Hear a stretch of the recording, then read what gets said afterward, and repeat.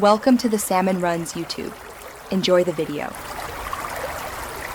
In this video, I will explain how to remove an Audi Q7 door handle.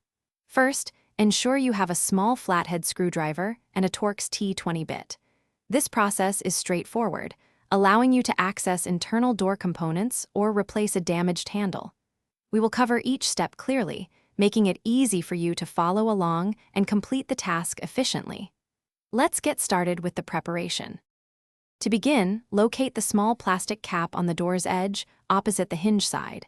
Use your flathead screwdriver to gently pry this cap off, revealing a Torx screw inside.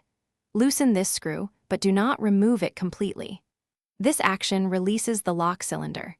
Carefully pull the lock cylinder assembly straight out from the door panel, setting it aside safely. With the lock cylinder removed, the main door handle is now ready to be detached. Slide the entire handle assembly backward, towards the rear of the car. Once it moves freely, gently pull the handle away from the door panel. Be mindful of any electrical connectors, such as those for keyless entry or lighting, and carefully disconnect them before fully removing the handle. Before reinstallation, double-check that you have all the components and that they are in good condition. To reinstall, simply reverse the removal steps.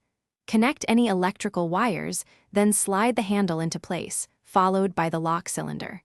Tighten the Torx screw, and finally, replace the plastic cap. Always test the handle's operation to ensure it functions correctly. Thanks for watching. Consider subscribing if we helped you.